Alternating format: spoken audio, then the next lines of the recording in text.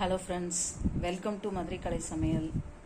இன்றைக்கி வந்து ஃப்ராக்சர் வந்து ஸ்பைனல் அந்த இதில் ஃப்ராக்சர் L1 போனில் ஆனது. இன்னையோட 35 days ஆச்சு எனக்கு. இப்போ பெயின்லாம் இல்லை, எனக்கு எதுவுமே இல்லை. இன்னும் நான் வந்து ஸ்கூலுக்கு போகலை, ரெகுலர் ஒர்க்ஸ்லாம் செய்யலை. இன்னும் 1 month கழித்து தான் வந்து ஸ்கூலுக்கு போகணும், ஆகஸ்ட்டு அந்த டைமில். இப்போ அந்த ரொம்ப பெயின் இருந்தது. அடுத்து சுத்தமாக கால் அசைக்க முடியாமல் இருந்தது, அதெல்லாம் மாறி இருக்கு, பரவாயில்ல. இன்னும் ஒரு 30 days கழித்து தான் அந்த கிச்சன் ஒர்க்கு, நார்மல் ஒர்க்கு அதெல்லாம் பண்ணுவேன்னு நினைக்கிறேன். இந்த மாதிரி ஃப்ராக்சர்ஸ் வந்து லேடிஸ் வந்து வராமல் கொஞ்சம் பார்த்துக்கணும் அப்படின்னு தான் நான் ஃபீல் பண்ணுறேன். அபவ் 40 எல்லாம் வந்து நம்ம வேலை பார்க்கும்போது நம்ம வேகமாக வேலை பார்க்குறோம் அப்படின்றதுல இருக்கோம். அந்த படி கழுவும் போது, அப்புறம் கோலம் போடும்போது, தொளிக்கும் போதெல்லாம் நம்ம வந்து ஜாக்கிரதையாக இருக்கணும். டக்குன்னு இழுத்துச்சுன்னா விழுந்துருவாங்க. இதே மாதிரி என் ஃப்ரெண்ட்ஸில் 2-3 பேர் இந்த மாதிரி விழுந்திருக்காங்க. பைக் ஓட்டும்போது எதிர்க்க வண்டி வந்து இழுத்து பிரேக் போட்டு விழுந்திருக்காங்க. இப்போ எங்கள் அம்மா வந்து இந்த சோப்பு வலிக்கி அவங்க விழுந்து அந்த சியாட்டிக்கா நர்வு பாதித்து அவங்க கஷ்டப்பட்டாங்க.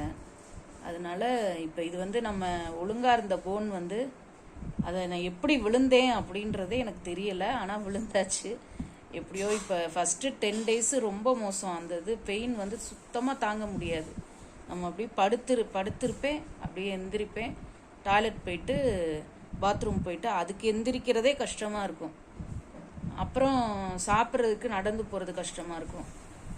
இப்போ கொஞ்சம் பரவாயில்ல, நம்மளாக மெதுவாக நடந்து போய் சாப்பிட்றது அதெல்லாம் முடியுது. அதனால பேக் போனை வந்து நம்ம வந்து பாதுகாப்பாக நம்ம வச்சுக்கணும். ஏன் அதுவாக மீறி நடந்து சஃபர் ஆகுறது வேற.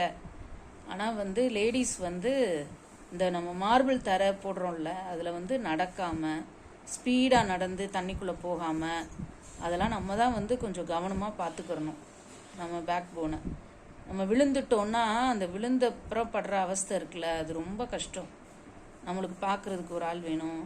நம்ம வந்து எல்லாரையும் வேலை வாங்கிட்டே இருக்கிற மாதிரி இருக்கும்.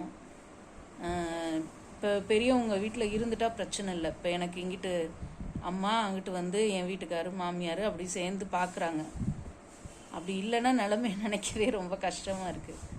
அதனால லேடிஸ் வந்து இந்த பேக் போன் விஷயத்தில் கொஞ்சம் கவனமாக இருங்க. வலிக்கு நம்ம உட்காந்துட்டா, லைட்டாக உட்காந்துட்டா பரவாயில்ல. அது நேரம் சரியில்லாதனாலே என்னன்னு தெரில, வேகமாக அடித்து உட்காந்துட்டேன். அது சின்ன இடம் தான், வாச தொளிக்கிறப்ப தொளிக்கிறேன்னு இப்படி தான் கால் எடுத்து வைக்கிற, சரலன்னு இழுத்து விட்டுருச்சு. அதனால் அந்த தொளிக்கும்போது வந்து கொஞ்சம் கவனமாக இருங்க.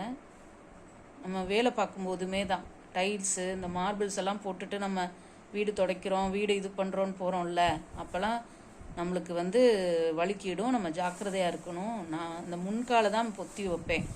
அன்றைக்கி எப்படி வச்சேன்னே தெரில, வலிக்கு விழுந்துட்டேன். அதனால் பாருங்கள், இன்றைக்கி 35 days ஆச்சு, கொஞ்சம் பரவாயில்ல. இன்னும் வந்து ரெக்கவர் ஆகணும். நானும் கேஷுவலாக நான் வந்து பார்க்குறதுக்கெலாம் இன்னும் ஒரு 6 months ஆகும்னு நினைக்கிறேன்.